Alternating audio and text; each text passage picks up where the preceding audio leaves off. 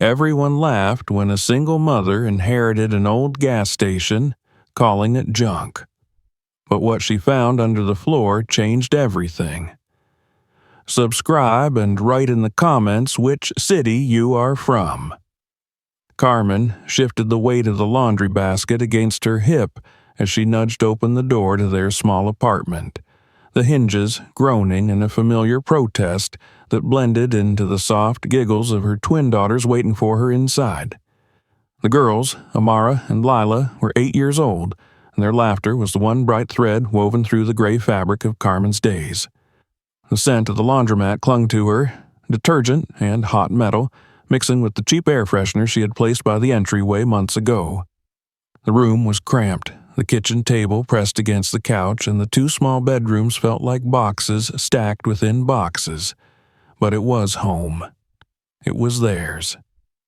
She dropped the basket, exhaling as she rubbed her lower back, her body worn from the early morning shift cleaning offices before heading to her second job at the diner, where she served coffee to men who never learned her name.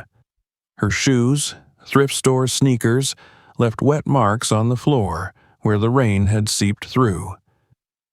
She noticed Amara coloring at the table, tongue caught between her teeth in concentration, while Lila traced shapes in the condensation on the window, daydreaming of the world outside. Carmen felt a twinge of guilt as she watched them. Guilt that they did not have more, that their dreams stretched beyond the walls she could afford. She opened the fridge, scanning the nearly empty shelves before pulling out eggs and the last of the milk to make them dinner. The soft crackle of the pan, the comforting aroma of food, even in its simplicity, filled the small space, and the twins came to the table, pressing their shoulders against hers, chatter spilling like light. They spoke of school, about how they wanted a dog, a room where they didn't have to share a bed, about a yard with grass that wasn't littered with broken glass from the alleyway. Carmen nodded and smiled, but inside her heart folded around itself, heavy with the weight of what she could not give them. The call came that evening, as she was folding their clothes in the living room, the television playing softly with the volume turned low to save on electricity. It was her cousin, Nathan, his voice strained and uncomfortable as he told her the news. Her father had died. A heart attack, sudden but somehow expected, leaving him cold and alone in the house he had refused to leave, the house that smelled of old motor oil and stubborn pride. Carmen stood there, clutching a small pair of Lila's socks, blinking back the heat that gathered behind her eyes. She had not spoken to him in 6 years, not since the day she had packed up her newborn daughters and fled her marriage, arriving at her father's doorstep in tears, only to be met with his disapproving silence and turned back into the rain. Pride, she had told herself then, pride was more important than begging for help, and she had never returned. Now he was gone, and the grief that welled up was sharp and confusing. The twins came to her, sensing the shift in the air, pressing their small bodies against her legs. Carmen knelt, hugging them tightly, the thin fabric of their pajamas warm against her skin, and whispered that everything was all right, even as the world tilted quietly beneath her feet. The funeral was small, a gathering of distant relatives, old friends who wore grief like a borrowed coat, awkward and ill-fitting. Carmen stood in the back, her daughters holding each of her hands, their faces solemn and curious as they watched people murmur prayers and cast flowers into the grave. The air smelled of earth and damp grass, and the sky was a hard, cold blue. She remembered her father's hands, how large they had seemed when she was small, stained with oil, rough from years of fixing engines at the gas station he refused to sell, even when the money was low and the offers came from developers promising shiny buildings in place of the cracked concrete and rusted pumps. Afterward, there was the matter of the will. Carmen found herself in a too-bright office, the walls lined with certificates and the smell of coffee that was too bitter, sitting on a chair that made her feel small and out of place. Around her, family gathered, her father's sister, her cousins, people who wore expensive clothes and spoke in clipped tones, their eyes flicking over Carmen's thrift store blouse, her tired face, the twins who sat quietly, drawing on scraps of paper with borrowed pens. They laughed when the lawyer read the part of the will that named Carmen, the laughter low and mean, echoing in the sterile air of the office. Her father had left her the gas station, the crumbling, nearly abandoned station on the edge of town, the one with the pumps that barely worked and the roof that leaked when it rained. The rest, the savings, the house, the truck, all went to her father's sister and the cousins, who nodded, satisfied, already talking about selling the property and dividing the money. Carmen sat there, her daughters pressed against her sides, and felt the laughter burn into her skin like frost. They offered her $5,000 for the gas station right there in the office. Her father's sister smiling with painted lips, telling her it was for the best, that she should take the money and let them handle the sale. $5,000, enough to cover a few months of rent, pay off some bills, maybe buy the girls new shoes that didn't have holes in them. Carmen's hands shook as she looked down at her daughters, who looked back at her with wide, trusting eyes that held dreams she was terrified of breaking. She opened her mouth to agree, to sign the paper they slid toward her. But Amara's small voice broke through the fog of exhaustion that had wrapped around her mind, asking, "Mama, can we see what Grandpa left us?" The words were soft, but they struck Carmen harder than any of the laughter that had filled the room moments before. She closed her mouth, lifting her eyes to meet the gaze of her father's sister, and pushed the paper back across the table. "No," she said, her voice steady even as her heart pounded in her chest. "I'll take what he left me." There was silence then, heavy and uncomfortable, as the relatives exchanged glances, the lawyer clearing his throat. The offer was withdrawn, the smiles turned sharp, and Carmen gathered her daughters, standing on legs that felt too thin, too fragile, but somehow carried her out of that office and into the cold air outside. The sun was setting, painting the sky in streaks of purple and red, and for a moment, Carmen felt the weight of the world pressing down on her, the uncertainty of what she had just done clawing at the edges of her resolve. The twins held her hands tightly as they walked to the bus stop, their small fingers warm and grounding. Carmen looked down at them at the trust in their eyes and forced a smile, telling them that they would go see the gas station tomorrow, that they would see what Grandpa had left for them. Inside, fear and doubt roiled like a storm, but there was also a spark, small and fragile but real, a spark that told her she had done the right thing. That night, after the twins had fallen asleep, their bodies curled together for warmth in the small bed they shared, Carmen sat by the window, looking out over the street lights that flickered on and off, the hum of the city like a restless whisper.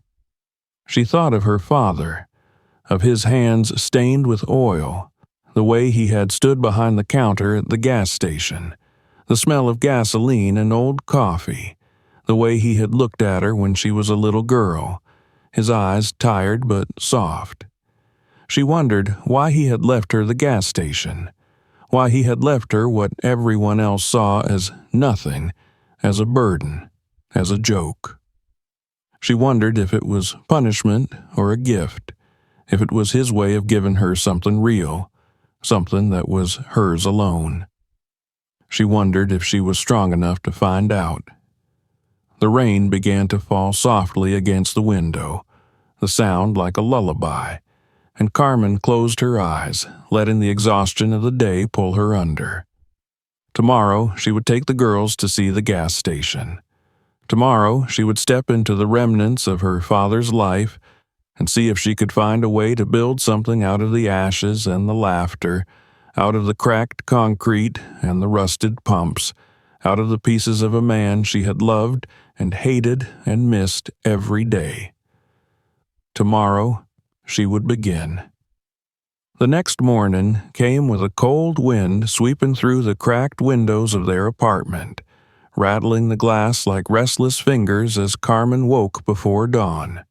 She lay still for a moment, listening to the breathing of her daughters curled against her, Amara's hand thrown across her sister's chest, Lila's hair a dark cloud across the pillow they shared.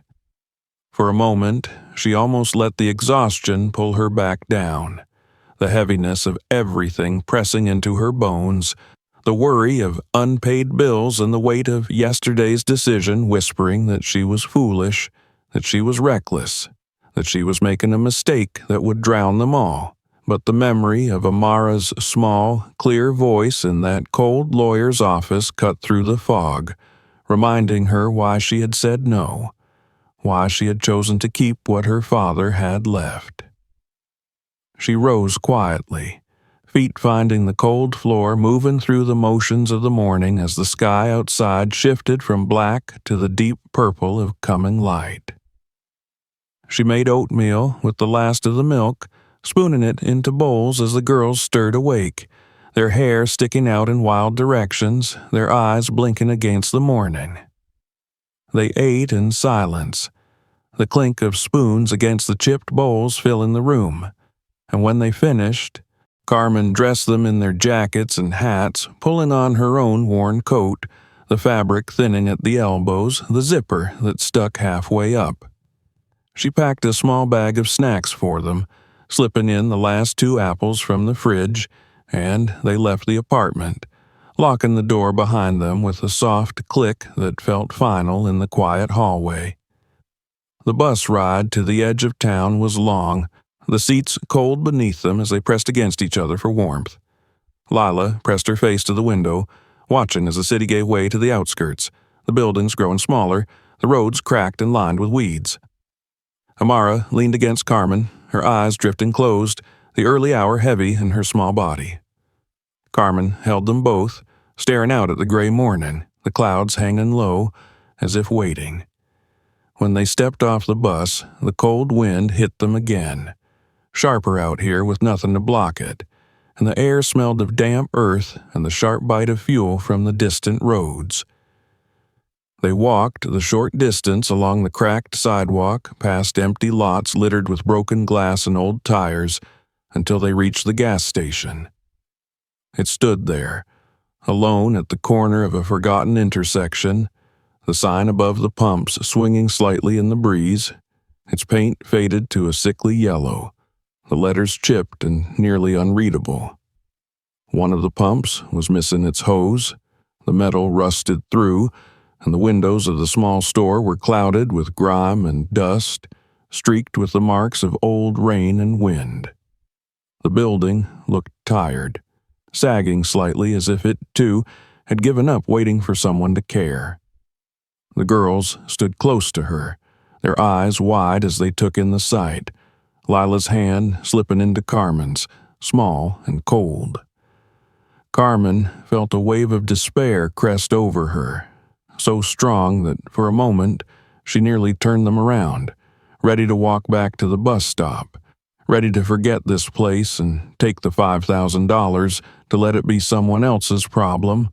But then she saw the small details she had forgotten, the cracked tiles in front of the door where she had played with toy cars as a child, the outline of a faded sticker on the window that had once been a cartoon character her father had given her to place there.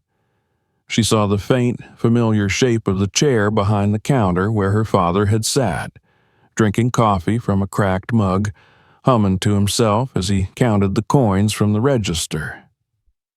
She saw these ghosts of herself and of him layered over the decay, and something inside her steadied, the grief and fear shifting into something else, something close to resolve.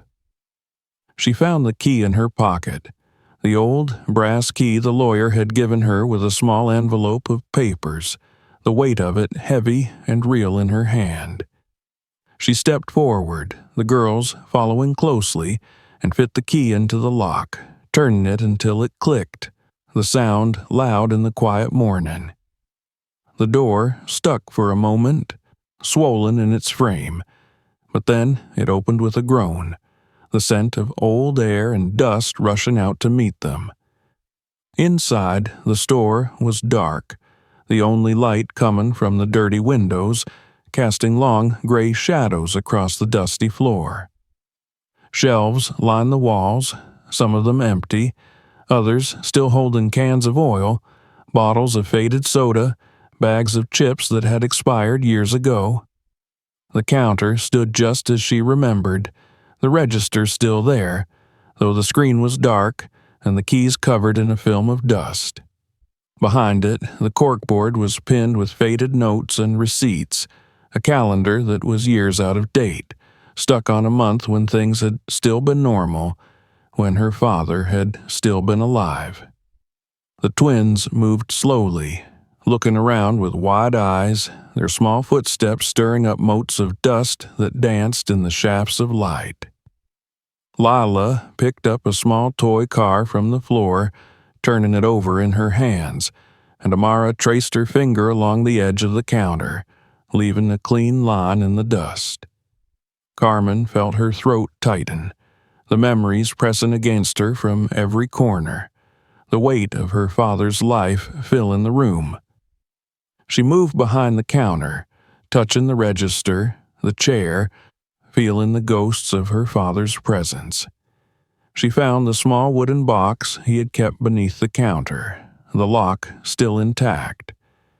She knelt, finding the small key on the ring the lawyer had given her, and opened it, the hinges creaking as it lifted.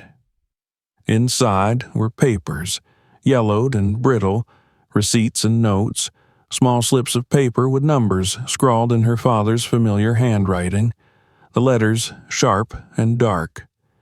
Beneath them was a stack of old photographs, black and white, some in color, showing the gas station in better days, the pumps shiny and new, her father standing proudly in front of them with a young Carmen on his shoulders, her smile wide and innocent.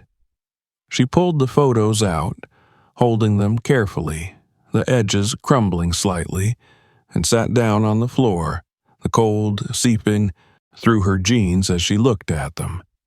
The twins came to sit beside her, leaning against her shoulders, looking at the photos, asking quiet questions.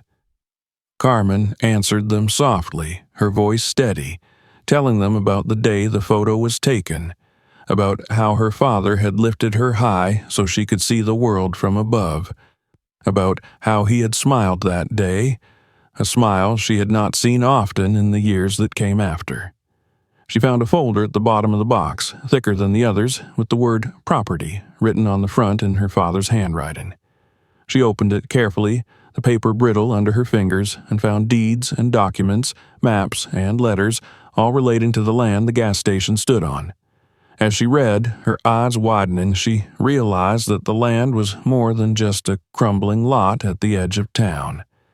The city had plans to expand the road nearby, to build a new access point that would make this intersection a vital part of the new transit route.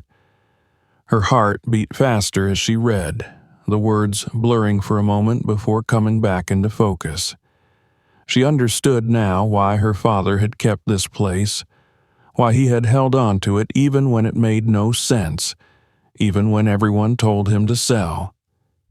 He had seen something, or perhaps he had simply believed that one day it would matter again, that it would be worth something, that it would be a legacy worth leaving behind.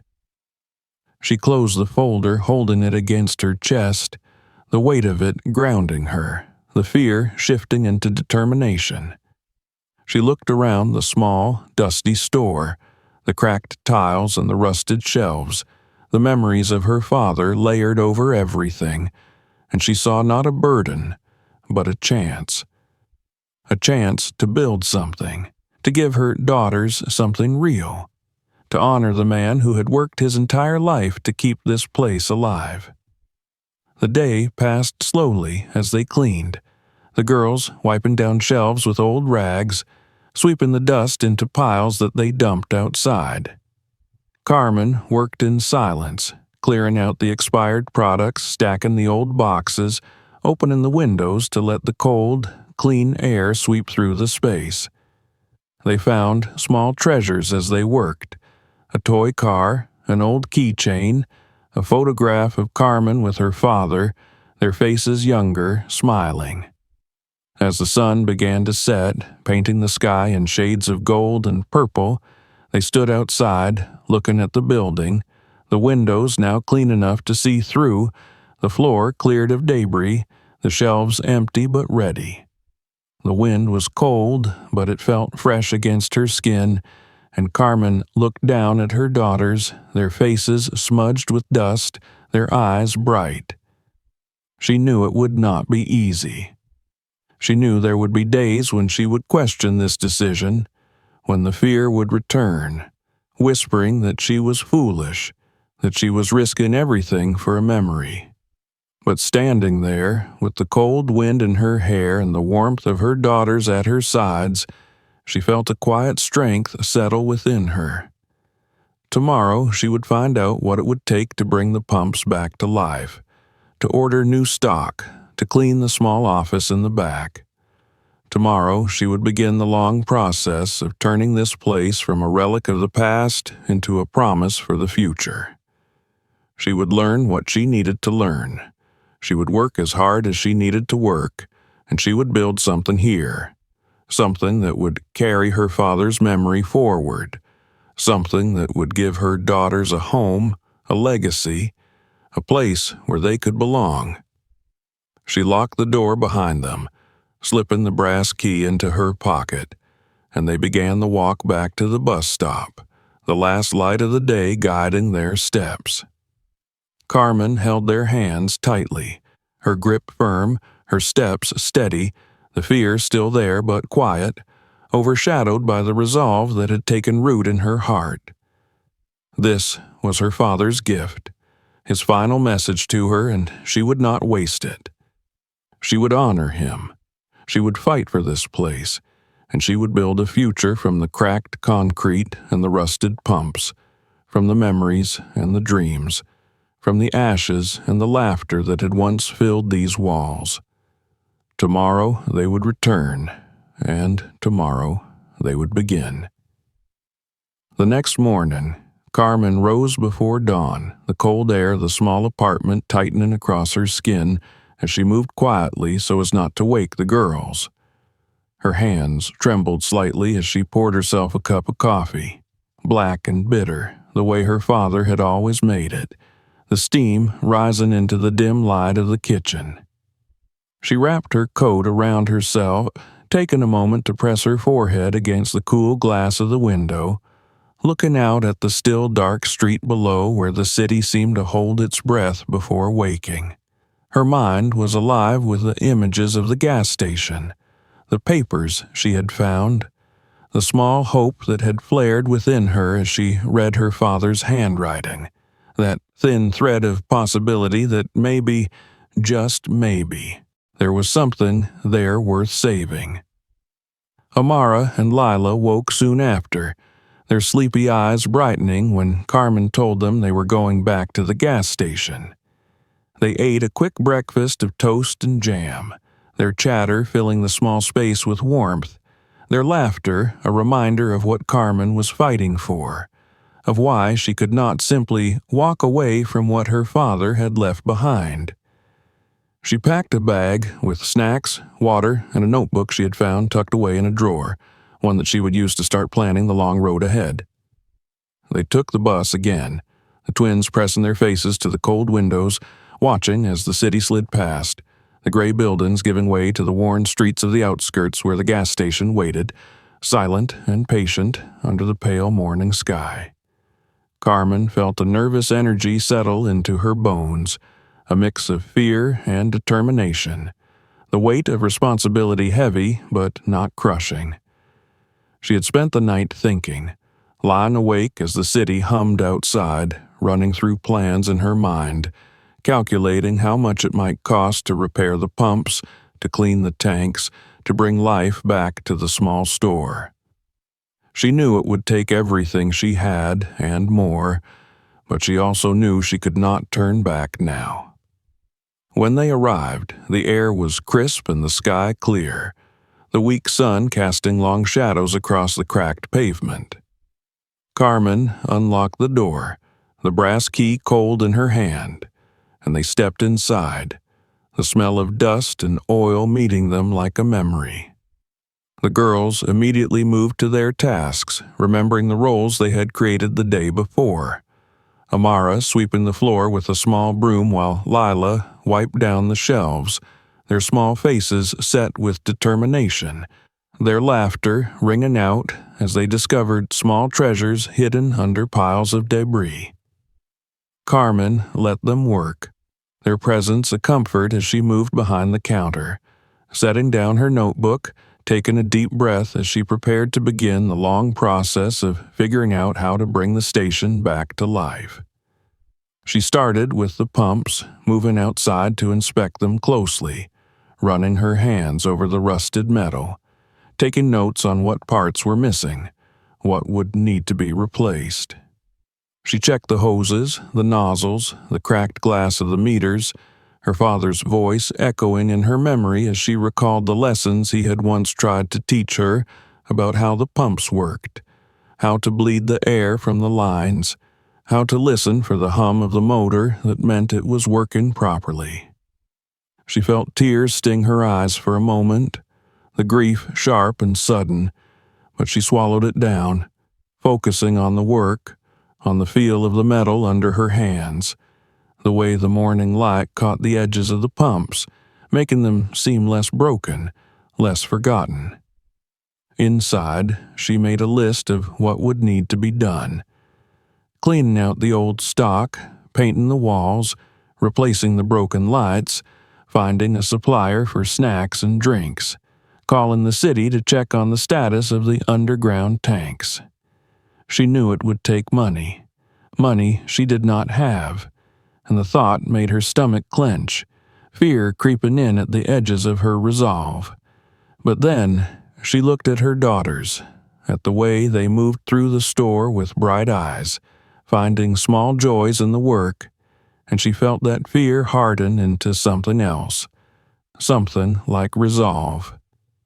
They spent the day working, cleaning, sorting through the old papers and receipts, finding records of sales from years past, small notes from her father reminding himself to order more coffee, to fix the leak in the roof, to check the fuel filters.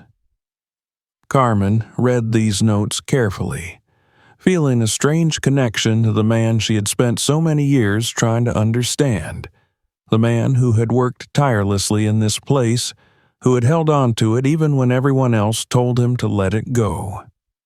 She felt his presence in the creak of the floorboards, in the smell of oil and dust, in the small details he had left behind, and it made her feel less alone.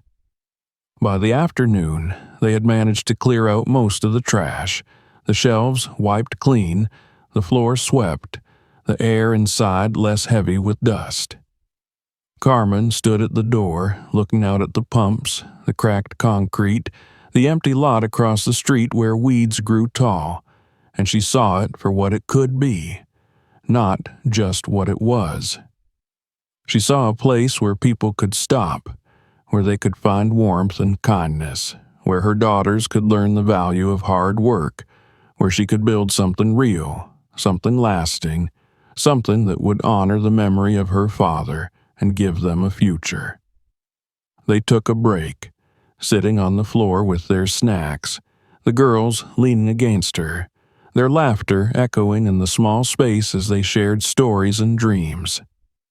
Amara talked about painting the walls in bright colors, about having a small shelf of books for travelers to read, about selling homemade cookies to people who stopped for gas. Lila wanted a small garden by the side of the building with flowers and maybe even a tree, a place where people could sit while their tanks filled, where the air would smell sweet instead of like fuel and dust. Carmen listened, letting their dreams fill her with warmth, letting their hope chase away the fear, if only for a little while. When the sun began to set, painting the sky in shades of orange and pink, they locked up, standing outside for a moment to look at the building, the windows now clean, the shelves ready for stock, the pumps waiting for repair. Carmen felt the cold air on her face, the weight of the key in her pocket, the small, steady beat of hope in her chest.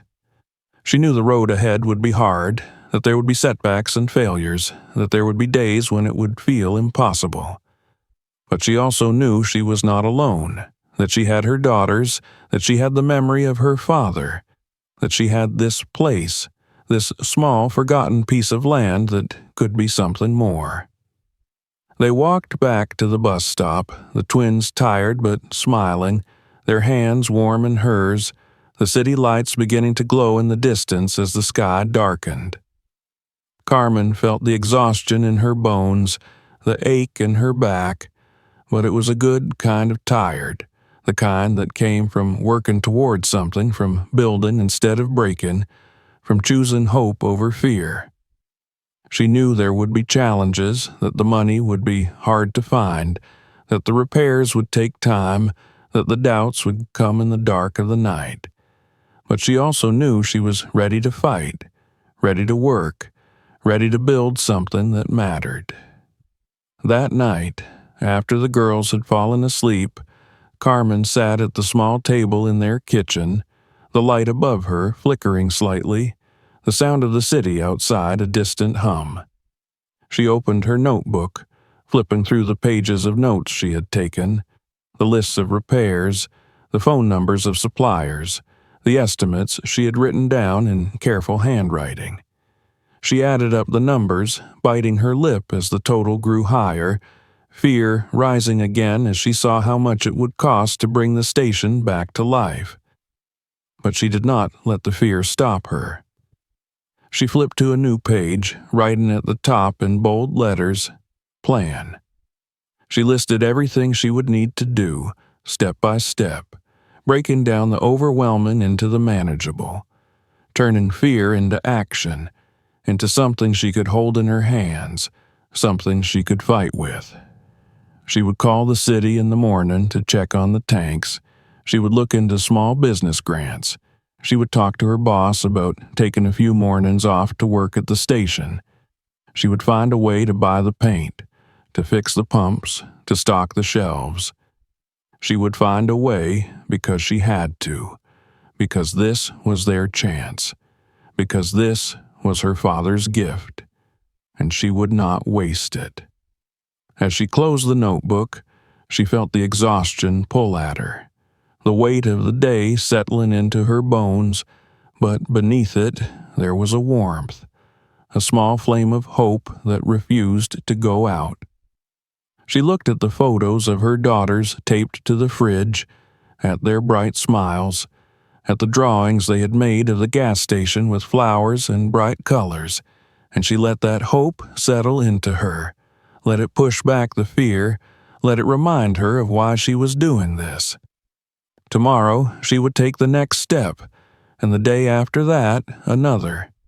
She would keep going, one step at a time, building something from the dust and the rust, from the laughter of her daughters and the memory of her father. She would not give up, no matter how hard it became, no matter how high the cost, because this was their future, and she would fight for it with everything she had. As she turned off the light and slipped into bed beside her daughters, feeling their warmth as they shifted in their sleep, Carmen let her eyes close, the image of the gas station clean and bright in her mind, a promise of what could be, a promise she would keep. Tomorrow would come, and with it, the work, the challenges, the hope, the sparks of something new, something real, something worth fighting for. Morning light spilled through the thin curtains, brushing against Carmen's tired face as she opened her eyes to the soft, even breathing of her daughters beside her. For a moment, she allowed herself to lie still, letting the quiet settle around her like a fragile shield before the weight of responsibility returned. She turned her head and saw Amara curled up like a small cat, her thumb resting near her mouth, even though she was too old to suck it now, while Lila sprawled across the narrow bed with one arm dangling over the side, her hair a dark tangle against the pillow. They were growing fast, outgrowing their clothes and their shoes, their dreams pressing up against the small, crowded walls of their apartment. And Carmen felt the familiar ache of wanting to give them more, to be more, to prove that all the struggles and sacrifices were building something worth the hardship. She rose quietly, stepping over the squeaking floorboards, pulling on her worn jeans and sweater before moving into the kitchen to start the day. The kettle clicked and hummed as it boiled, steam curling toward the ceiling, and she poured herself a cup of instant coffee, the bitterness grounding her as she took a sip and turned to look out of the small window over the sink. She could see the city slowly waking up, cars rumbling down the street, the dull glow of store signs flickering to life, the distant hum of people rising to face their own battles. They ate breakfast quickly, the girls still talking about the gas station, about the colors they wanted to paint the walls and the kinds of snacks they would sell, their excitement turning the air in the room into something warm and bright despite the chill of the early morning. Carmen packed their lunches for school, pressing a kiss to each of their foreheads before sending them out the door, their small hands waving as they disappeared down the hallway toward the stairs, their laughter echoing back to her as she closed the door gently. She leaned against it for a moment, pressing her palms flat against the wood, breathing in the quiet before pushing herself away to gather her bag, slipping her notebook and the folder of documents into it before heading out. The bus ride to the gas station was quiet, the seats cold under her, the morning air sharp against the window she leaned her head against, her breath leaving small clouds of condensation as she watched the streets pass by. She clutched the brass key in her pocket, rolling it between her fingers as she went over her plan for the day, the list she had made the night before etched clearly in her mind. The gas station was waiting for her, standing quietly in the gray morning, the cracked concrete and rusted pumps unchanged, but somehow less intimidating now that she had spent days breathing life back into the dusty space inside. She unlocked the door, stepping into the cold air that still smelled faintly of oil and age, and flicked on the light, the weak bulb flickering before settling into a steady glow. She pulled her coat tighter around her, moving to the back room where she had set up a small corner as her workspace, the table cluttered with papers, a small lamp, and a cup of cold coffee from the day before. She began by calling the city, her voice steady as she spoke with the clerk about the status of the underground tanks, the paperwork needed to reopen them, and the inspections that would be required. Each answer came with a new hurdle, a new fee, a new piece of bureaucracy that made her stomach tighten. But she wrote everything down carefully, asking questions, making sure she understood each step before she moved on.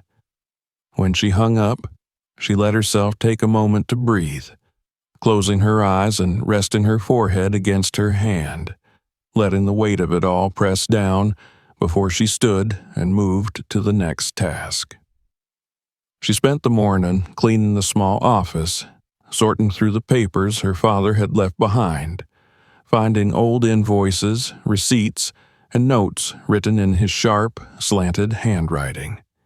She found lists of supplies he had ordered, small notes about customers, reminders to himself to check the filters, to call suppliers, to replace a broken light.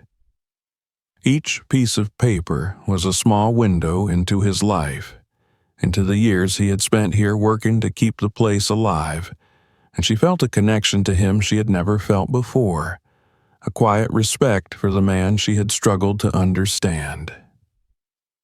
The afternoon brought a visit from the inspector, a man with tired eyes and a clipboard who walked around the property with Carmen following closely, her notebook in hand as she wrote down every comment he made, every requirement he listed. The pumps would need to be cleaned and repaired, the tanks tested for leaks, the electrical systems inspected, the fire extinguishers replaced. It was a long list, each item another weight pressing down on her shoulders, but she nodded, asking questions, refusing to let herself be overwhelmed. After he left, she sat on the floor of the store, the sun slanting through the clean windows, and went over her notes, calculating costs, prioritizing what needed to be done first. She knew it would take money she didn't have, that she would have to find a way to pay for each repair, each inspection, each fee. But she also knew she had no choice but to find a way. The thought of giving up, of selling the station for a fraction of what it could be worth, crossed her mind, a tempting whisper that promised relief, but she pushed it away, focusing instead on the vision she and her daughters had shared, the image of a place that was warm and welcoming, a place that belonged to them. As the sun began to set, painting the sky in shades of pink and gold, she locked up the station and made her way to the bus stop, the cold evening air biting at her cheeks as she pulled her coat tighter around herself. She thought about the girls, about the stories they would want to tell her about their day, about the small moments of their lives that she wanted to be there for, to witness, to hold close.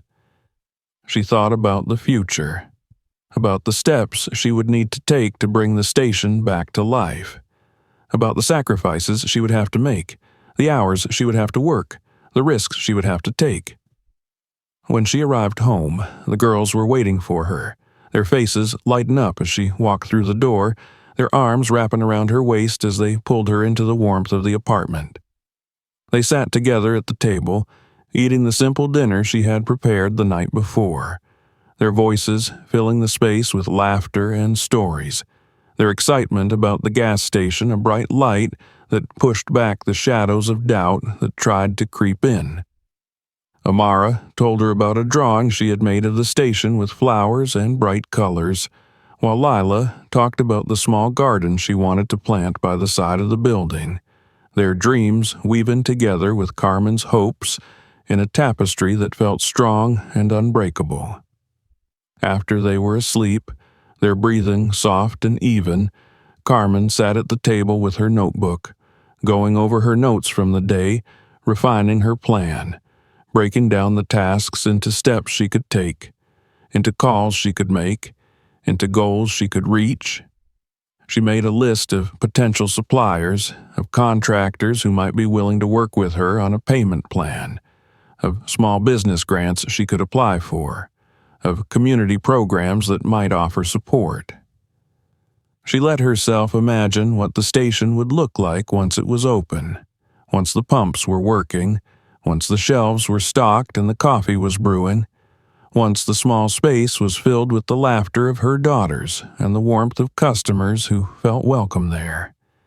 She knew it would not happen overnight, that there would be setbacks and challenges, that there would be days when she would feel like she was drowning in the weight of it all, but she also knew she could not stop.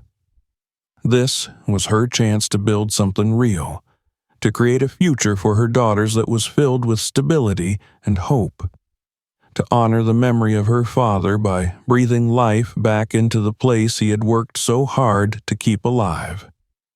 She would not give up, no matter how hard it became, because she had already made the choice, and she would see it through. In the quiet of the night, Carmen closed her notebook and looked around the small apartment, at the drawings on the fridge, at the shoes lined up by the door, at the small signs of the life she had built with her daughters. She let herself feel the fear for a moment, the uncertainty, the exhaustion. And then she let it go, focusing instead on the small flame of hope that burned within her, steady and bright. Tomorrow would come, and with it the work, the calls, the challenges. But tomorrow would also bring the chance to take another step forward, to move closer to the future she was building, to the life she was creating for her daughters, to the promise she had made to herself and to them. She would wake up, she would face the day, and she would keep going, one step at a time until the gas station was more than just a memory, until it was alive again. A place of warmth and hope, a place that belonged to them. As she turned off the light and slipped into bed beside her daughters, Carmen let her eyes close, the image of the gas station clean and bright in her mind, a promise she would keep, a promise that would carry them all into the future they deserved. The cold of early morning had become familiar to Carmen, a quiet companion as she woke each day to the faint sounds of the city beginning its slow, tired dance outside the thin windows of their apartment. This morning was no different, except that a heaviness pressed into her chest as she dressed quietly, her daughters still asleep, their hair fanned across their pillows, faces peaceful in the warmth they shared. Carmen allowed herself to linger for a moment, brushing a strand of hair from Amara's forehead, tucking the blanket around Lila's shoulder, letting the softness of the moment steady her before the weight of what she had to face returned. Downstairs, the bus ride to the gas station felt longer than usual. She watched the frost melt from the edges of the windows as the sun broke through the heavy gray clouds, her mind turning over lists and calculations, imagining the repairs that still needed to be made, the conversations she would have to endure with contractors who saw her uncertainty and her exhaustion before they saw her resolve. The smell of diesel and cold metal mixed with the coffee she sipped from a paper cup, bitter and lukewarm, reminding her of mornings at the diner, of the endless hours, of cleaning tables and pouring refills while she saved every dollar, afraid to spend on anything that was not survival. When she arrived at the gas station, the place looked the same, yet the air felt different, charged with the restless promise of change that Carmen had been pushing into each day. The windows were clean, the inside swept and organized, but the pumps still stood silent, cold metal reminders of how far she still had to go before life could truly return to this place. She unlocked the door, stepping inside and letting the quiet envelop her as she flicked on the lights, moving to the counter where her father's old records lay, pages she had begun to sort and study, trying to understand the patterns of his days, the rhythm of his business, the hope he must have carried in the careful notes he scribbled about fuel prices and regular customers. The day unfolded with small, determined steps. Carmen made calls to suppliers, negotiating for fuel deliveries once the tanks passed inspection, speaking in a calm, practiced tone that she had learned to wear like armor, even when her hands trembled slightly as she held the phone. She met with a mechanic who examined the pumps, explaining in clipped sentences what parts would need replacing, what could be salvaged, what it would cost to bring them back to life. Carmen nodded, taking notes, asking questions, letting herself believe that each signature she placed on a form, each payment she arranged to stagger over months, was a step forward. Another piece of her father's work she was pulling back from the edge of erasure. She barely noticed the time passing, the sun moving across the sky as she worked, until the shadow of a car darkened the front window. Carmen looked up from her notes, blinking at the sudden interruption, her heartbeat quickening as she saw the vehicle parked near the pumps, a sleek silver car that did not belong in this part of town, its polished surface reflecting the cracked concrete and rust like a cruel joke. The door opened, and her Aunt Lydia stepped out, her heels clicking on the pavement, her coat wrapped tightly around her slim frame, eyes hidden behind large sunglasses despite the gray clouds overhead.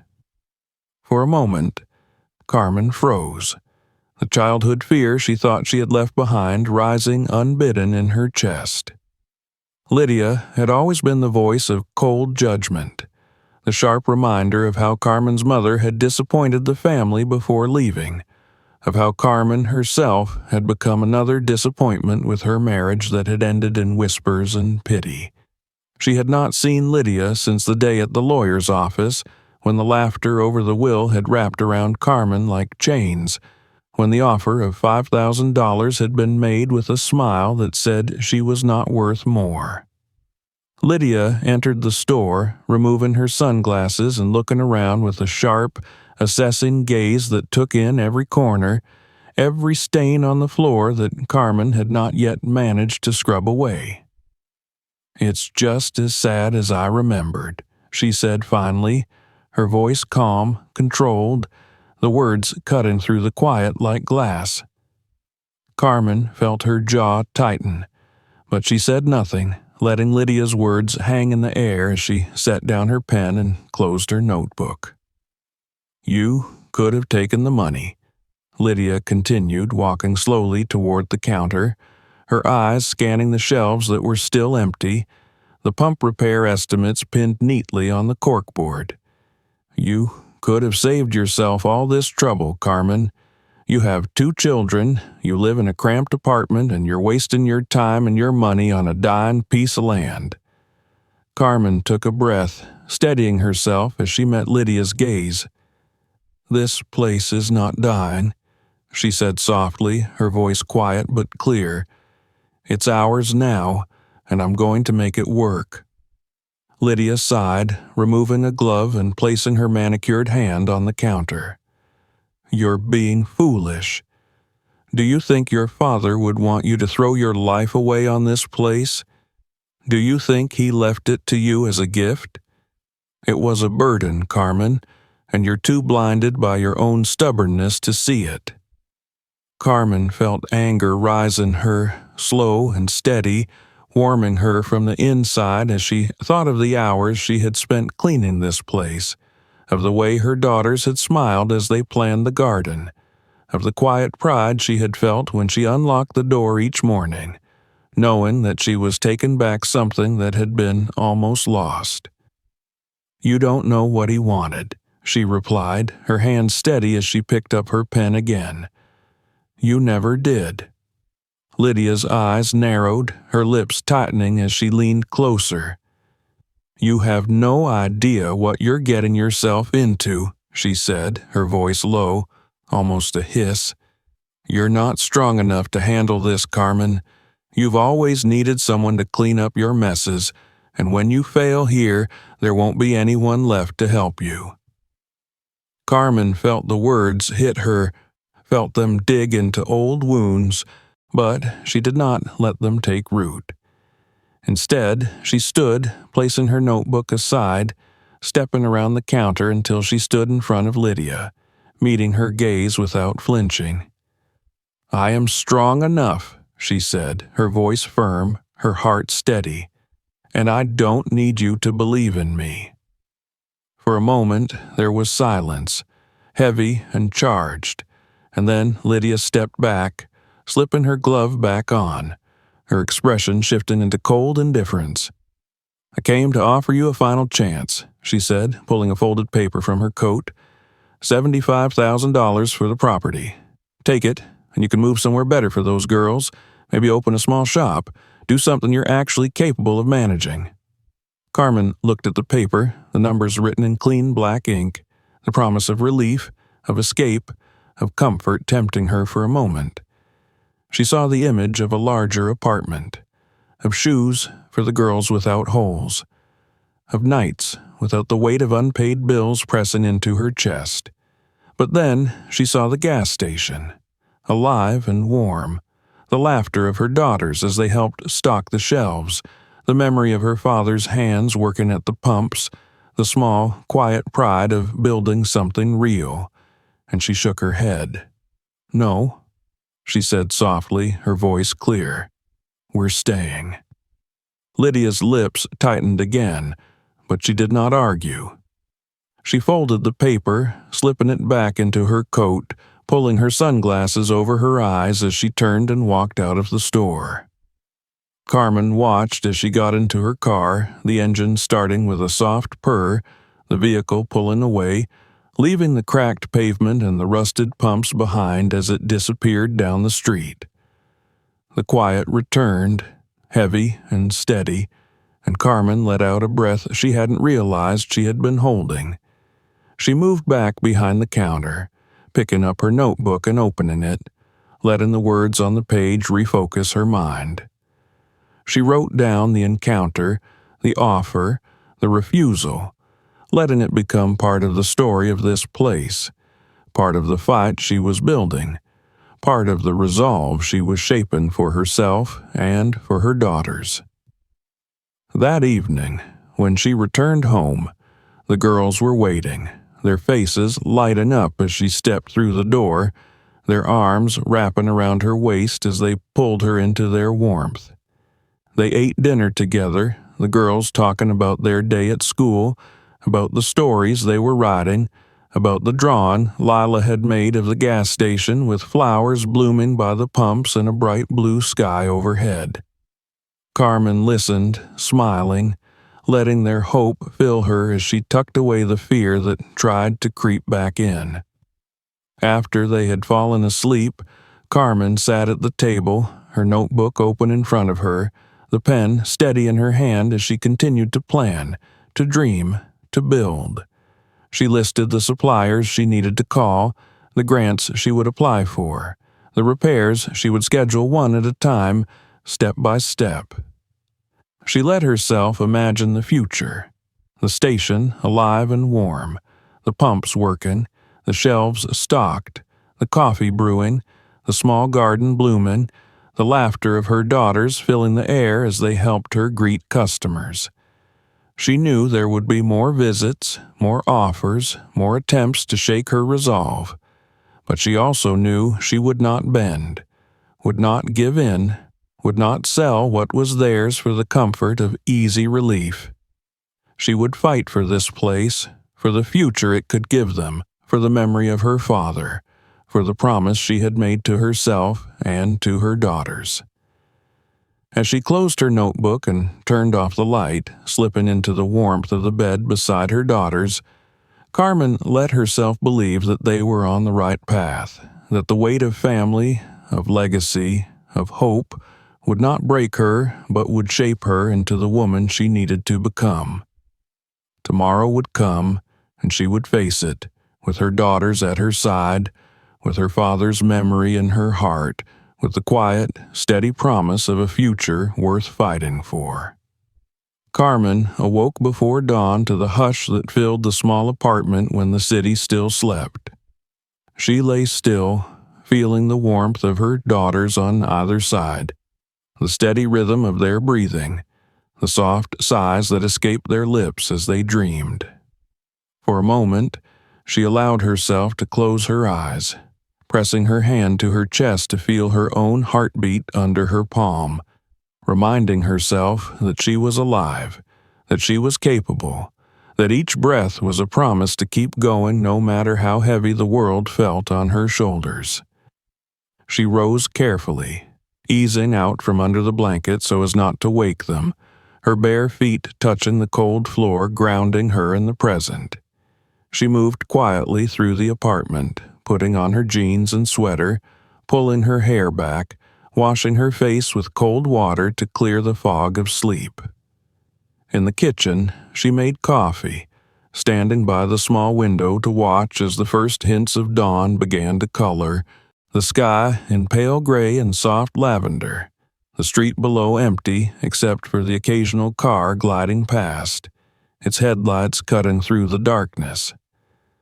They ate a quiet breakfast together when the girls awoke, the clinking of spoons in their bowls the only sound between them as they smiled sleepily at her, as if they knew without speaking that today was another day to build, to move forward, to refuse the easy temptation of giving up.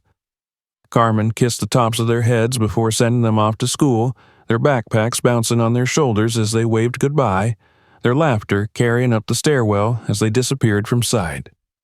She made her way to the gas station, riding the bus through streets that were beginning to wake with life, people bundled in jackets against the lingering cold, steam rising from carts selling coffee and bread, the world slowly shaking off the night to face another day. Carmen held her notebook in her lap, flipping through the pages, reading over the list of calls she needed to make, the supplies she needed to order, the small tasks she needed to complete before the larger repairs could begin.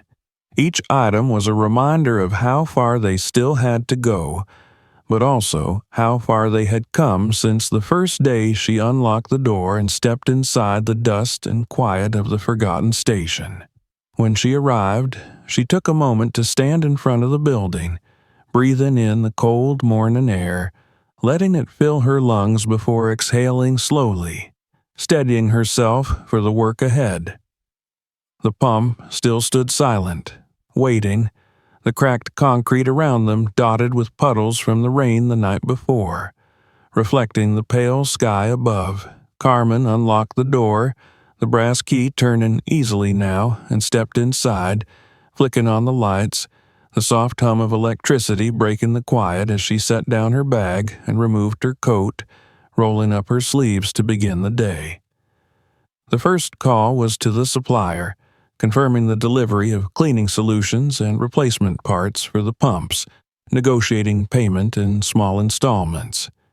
Her voice calm as she explained her plan, her vision for the station, her promise to pay as each phase of the work was completed.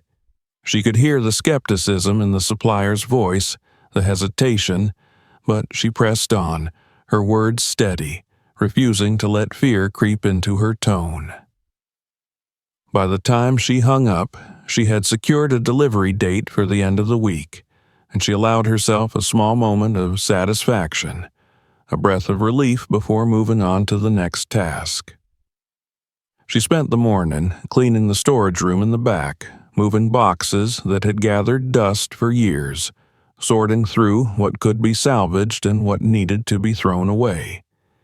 She found old tools, their handles worn smooth by her father's hands, a box of receipts bundled with twine, yellowed with age, a faded photograph of her father standing beside the pumps, his arm around a much younger Carmen, both of them smiling, their faces bright with the unspoken belief that the future was theirs to shape.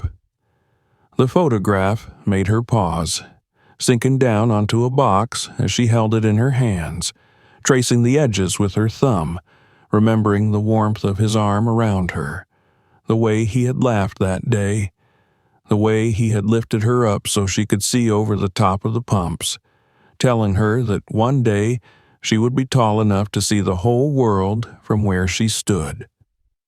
She closed her eyes, letting the memory wash over her before tucking the photo into her pocket, a small talisman to carry her through the hard moments of the day. In the afternoon, the mechanic arrived to begin work on the pumps, a man named Henry with kind eyes and rough hands who nodded to her as he opened the hood of the first pump, explaining in quiet, patient words what he was doing, what needed to be replaced, how long it would take to bring each pump back to life. Carmen watched, learning as he worked, asking questions, taking notes, grateful for his steady presence, for the way he explained each step without making her feel small for not knowing. The air smelled of oil and rust as they worked, the sound of tools against metal filling the quiet, the slow, patient rhythm of repair a comfort to her as the day passed. They broke for lunch, sitting on the steps outside the station, eating sandwiches she had brought from home, the cold air turning their breath into clouds as they talked about small things, about the weather, about Henry's children who had grown and moved away, about the way the city had changed over the years. Carmen listened, grateful for the normalcy of the conversation, for the reminder that life was built in small moments like these, as much as in the big, sweeping decisions that changed everything. By the time the sun began to dip toward the horizon, Henry had managed to get one of the pumps working, the soft hum of the motor like music to Carmen's ears, a promise of what was possible, of what was coming. They stood together, watching as the pump cycled through its checks, the display blinking to life, the numbers glowing bright in the gathering dusk. Carmen felt a smile spread across her face, warmth blooming in her chest as she turned to thank Henry, who nodded, wiping his hands on a rag, his eyes crinkling at the corners as he smiled back. After he left, promising to return the next day to continue the work, Carmen remained outside for a moment, watching as the lights of the city began to glow, the sky painted in shades of pink and gold, the first pump standing tall and alive, a quiet testament to her persistence, to her refusal to give up. She touched the metal, still warm under her hand, letting herself feel the reality of it, proof that each small step was adding up to something larger, something lasting, something worth every sacrifice. She returned home, tired but lighter, her daughters waiting for her with eager smiles, pulling her inside as they peppered her with questions about the station, about the pump, about when they could come help again. They ate dinner together, their laughter filling the small space, the weight of the day melting away in the warmth of their voices, in the way they leaned against her as they talked about their dreams, their hopes, their plans for the future they could now see taking shape. After they had fallen asleep, Carmen sat at the table, her notebook open, the photograph of her father and herself propped against a cup, the pump's glow still alive in her memory as she wrote down the events of the day. The repairs completed, the costs noted, the small victories acknowledged. She allowed herself to feel the quiet pride that came with each word, each line written proof that they were building something real, something lasting, something that would carry them forward. She thought of the community she wanted to build around the station, of the small cafe she would add inside the store, of the shelves she would fill with snacks and essentials, of the garden Layla wanted to plant, of the books Amara wanted to share with travelers, of the way they would greet each customer with warmth, with kindness, with the belief that this small place could be a sanctuary in a world that often felt cold and indifferent. As she closed her notebook and prepared for bed, Carmen allowed herself to dream of the future, of the days to come when the station would be alive with the hum of working pumps, with the laughter of her daughters, with the soft music of life returning to a place that had once been left to fade. She let herself believe that they were not just repairing pumps and painting walls, but building something greater, a place where they would belong, where they would grow, where they would honor the memory of a man who had believed in the quiet strength of persistence. Tomorrow would bring more work, more challenges, more steps to take. But Carmen was ready, her heart steady, her resolve unshaken. She would rise with the dawn. She would return to the station, and she would keep building, one piece at a time, until the place was filled with light and warmth, until the walls themselves seemed to hum with the life they had breathed back into them, until the promise of a better future was not just a dream, but a reality they lived each day. The morning Carmen woke to felt different, not because the city outside had changed, but because something within her had shifted. She could not name it, only feel it in the calmness with which she stepped into the cold morning, wrapped her coat around her, and moved with quiet determination through the narrow hallway, pausing to look at the drawings the girls had taped to the walls. There were sketches of the gas station, now with bright colors and cartoon flowers, a picture of a pump with a smiling face, and one of the three of them standing in front of the store, the sun high above them. Each line was a reminder of what they were building and why turning back was no longer an option. The twins were awake when she returned to the room, sitting up in bed, hair tangled, eyes bright with the light of a new day. They helped her prepare a quick breakfast, moving around the small kitchen with practiced ease, their laughter filling the space even as the world outside remained gray. As they ate, Lila asked if they could paint the shelves today, and Amara reminded Carmen they still needed to plant the flowers they had chosen from the market. Carmen smiled, nodding, making a mental note to find a moment in the day to let them help, to let them see that this was their work too. The ride to the gas station was quiet, the streets still waking up, shops opening, buses collecting passengers, the usual rhythm of the city that Carmen had learned to move within without letting it drown her thoughts.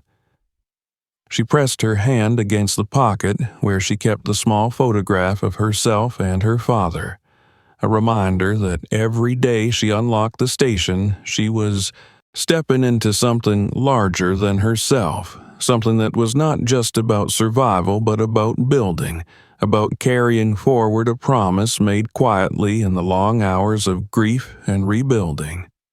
When she arrived, the first pump was waiting, the morning light catching on the clean glass of the meter, the gentle hum as it powered up a quiet music in the cold air. Carmen let her hand rest on it for a moment, grounding herself before unlocking the door, stepping into the warmth of the small store that had become a place of hope rather than a place of decay. The inside smelled faintly of paint now, of fresh wood and coffee grounds, the traces of life that had begun to fill the air as they prepared for the day they would open to customers again. Henry arrived not long after, his truck rumbling into the lot, bringing the parts needed to repair the remaining pumps. They worked side by side, Carmen asking questions, learning about each piece of the machinery, understanding the systems that made them work, the small details that her father must have known well, the same details she would need to know if she was to keep the station alive. There was a quiet satisfaction in the rhythm of the work, in the way each repaired part was a step forward, a small victory that would eventually become the life of the station. By midday, 2 pumps were fully operational, and Henry tested them, showing her how to reset them, how to clean the filters, how to read the error codes. Carmen took notes, her handwriting neat and steady, her questions clear, her mind collecting every piece of information, shaping her confidence into something practical. Each small hum of the machinery felt like a heartbeat of the station, a sign that the place was waking up, becoming something more than a shell of what it had once been. In the afternoon, Carmen took a break to meet with a supplier who arrived with boxes of snacks and bottled drinks for the store shelves, the first stock they would carry when the doors reopened. The supplier, a middle-aged woman named Denise, smiled as she watched Carmen and the girls, who had arrived after school, help carry boxes inside, their small hands steady as they lined up the cans of soda and the packets of chips on the newly cleaned shelves. Denise shared advice about pricing, about what customers liked, about the best times to place new orders, her kindness, another reminder that the world held people willing to help if you showed you were ready to work. As the girls finished helping, Lila pulled Carmen aside, showing her the small packets of flower seeds she had brought in her backpack, her eyes wide with excitement as she asked if they could plant them by the side of the building. Carmen felt the tiredness in her bones but nodded, letting the girls lead her outside where the patch of dirt by the building had been cleared days before. Together, they knelt on the cold ground, the girls' laughter rising as they argued about where to place each seed, their small fingers pressing the earth gently, the dirt under their nails a promise that life would grow here too, alongside the hum of the pumps and the light in the store. They finished as the sun was beginning to set. The sky above painted in streaks of orange and purple, the city's lights flickering on one by one. Carmen stood, brushing dirt from her hands, looking at the small patch of ground they had transformed, the seeds hidden beneath the soil, waiting for rain, for warmth, for time to become what they were meant to be.